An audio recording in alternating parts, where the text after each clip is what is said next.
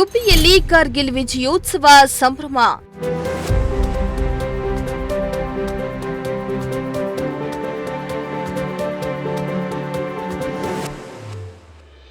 ಕಣ್ಮನ ಸೆಳೆದ 1000 ಅಡಿ ತ್ರಿವರ್ಣ ಧ್ವಜ.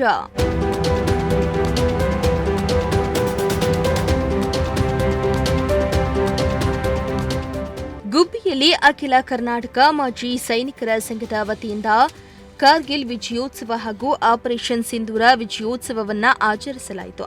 ಗುಬ್ಬಿ ಪಟ್ಟಣದ ಶ್ರೀ ಗೋಸಲ ಚನ್ನಬಸವೇಶ್ವರ ದೇವಾಲಯದಿಂದ ಪಥ ಸಂಚಲನ ನಡೆಸಲಾಗಿದ್ದು, ಪ್ರಮುಖ ಬೀದಿಗಳಲ್ಲಿ ಮೆರವಣಿಗೆ ಮಾಡಲಾಯಿತು.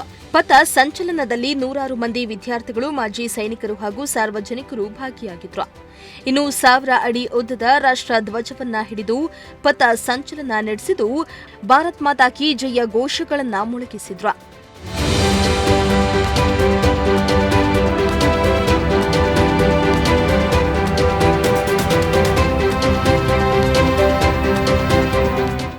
ಇನ್ನು ಕಾರ್ಗಿಲ್ ವಿಜಯೋತ್ಸವದಲ್ಲಿ ಸ್ಕೌಟ್ ಅಂಡ್ ಗೈಡ್ಸ್ ಸೇರಿದಂತೆ ಶಾಲಾ ಕಾಲೇಜು ಮಕ್ಕಳು ಭಾಗಿಯಾಗಿದ್ದು, ಮೆರವಣಿಗೆಯುದ್ದಕ್ಕೂ ಭಾವೈಕ್ಯತೆ ಸಂದೇಶವನ್ನ ಸಾರುವ ಘೋಷಣೆಯನ್ನ ಕೂಗುವ ಮೂಲಕ ಸೈನಿಕರಿಗೆ ಗೌರವ ಅರ್ಪಿಸಿದ್ರು.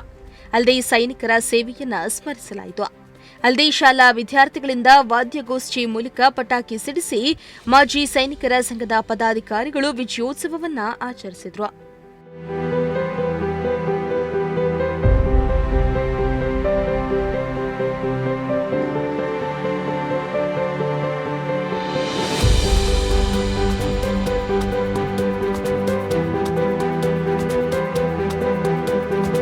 ದೇವರಾಜು, ಪ್ರಜಾಶಕ್ತಿ ಟಿವಿ, ಗುಬ್ಬಿ.